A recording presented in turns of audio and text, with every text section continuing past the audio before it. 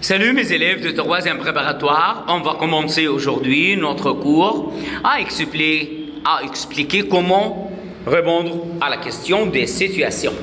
Comment peut-on répondre aux situations? On va lire la question, on va bien comprendre la consigne de la question avant de répondre. أهلا بكم أعزائي طلبة وطالبات الصف الثالث الإعدادي بمدارس الفاروق قسم اللغات والعربي. هنبدأ النهارده حصتنا بالتدريب على كيفية حل سؤال السيتواسيون. هنا هنقرأ رأس السؤال كويس قوي، بنشوف مين اللي بدأ الموقف، وعادة ما بيبقى زي ديالوج ما بينك وما بين صاحبك أو ما بينك وما بين صاحبتك أو صاحبتك وما بينك.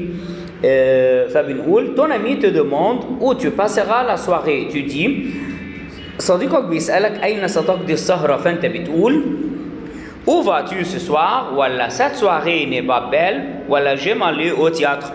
المهم انا طبعا مش هقول الحل، انا بحاول ان انا اترجم لك شويه كلمات، والترجمه دي حضرتك مش هتعتمد عليها لانك لازم تكون حافظ الكلمات كويس قوي بتاعت الوحده، لان مفيش كلمات هتيجي من خارج الوحده ابدا. بتبقى عندك يونيتي عن الرياضه، عن السبور، عن السياحه، عن المأكولات والمشروبات، فكل ده ما بنخرجش بره الاطار ده للكلمات. طيب يبقى هنا صاحبك بيسألك اين ستقضي السهرة، فانت بتقول الموقف الثاني pour indiquer le lieu de l'opéra on dit، عشان نوضح مكان الأوبرا بنقول l'opéra se trouve près de la place El Tahrir ولا où est l'opéra. 3 Pour demander la nationalité à un touriste il dit، علشان نسأل أحد السائحين عن جنسيته فهو يقول إيه؟ Je suis français ولا quelle est ta nationalité ولا يقول je suis d'origine espagnole.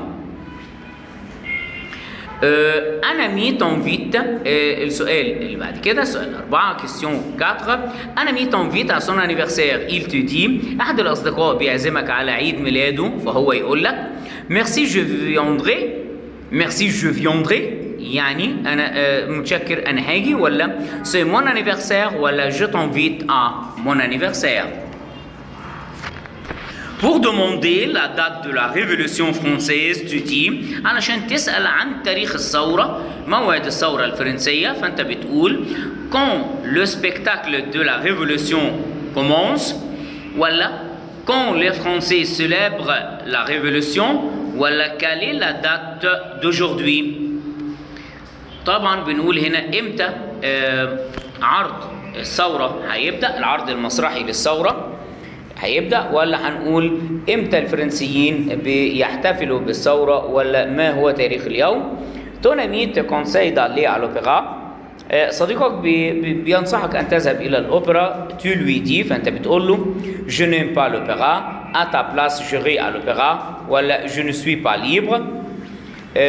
طيب بتختار طبعا الإجابات بتاعتك. tu invites tes amis، أنت بتدعو أصدقائك à dîner على العشاء ils disent، هم بيقولوا je vous invite à dîner ولا alors rendez-vous au restaurant El Nil à 19h ولا nous sommes allés au théâtre. Question numéro 8 ou 8e situation. Tu demandes à un passant le lieu du théâtre, il dit c'est le théâtre. Où est le théâtre s'il vous plaît? Prenez la première rue à gauche. 9. Qu'est-ce qu'on trouve dans un théâtre? Un tableau, on trouve des spectateurs ولا on trouve des voyageurs. 10e situation, les Français aiment visiter l'opéra. Le guide dit nous avons le nouvel opéra de Paris.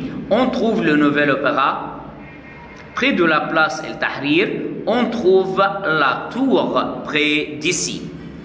نحاول نوقف الفيديو هنا وبعدين نضاهي إجاباتنا ونشوف الإجابات الصحيحة.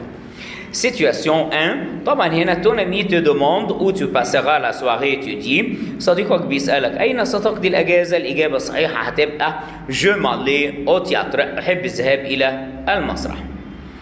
طيب بنقول هنا السؤال pour indiquer le lieu de l'opéra on dit علشان نوضح مكان الأوبرا بنقول طبعا هتبقى الإجابة الأولى l'opéra se trouve près de la place التحرير.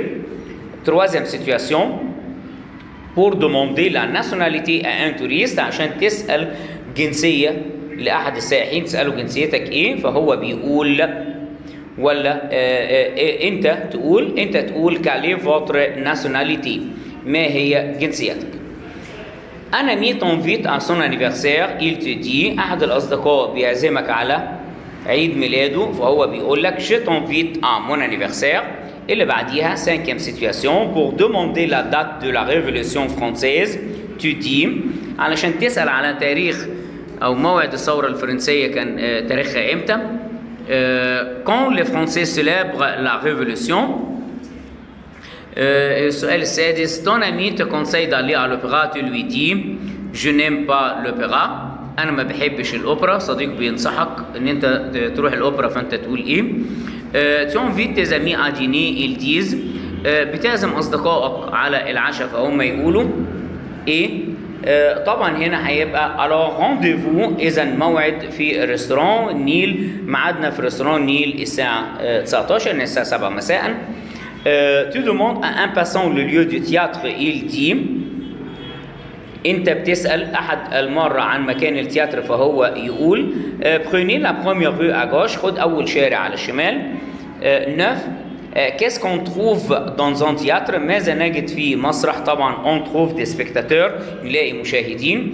dixième et dernière situation العاشر والأخير في المواقف بنقول les Français aiment visiter l'opéra. الفرنسيين تملي بيحبوا زيارة الأوبرا والأماكن الثقافية والتثقيفية دي. فالمرشد السياحي بيقول on trouve le nouvel opéra près de la place التحرير. هنلاقي مكان الأوبرا بالقرب من ميدان التحرير.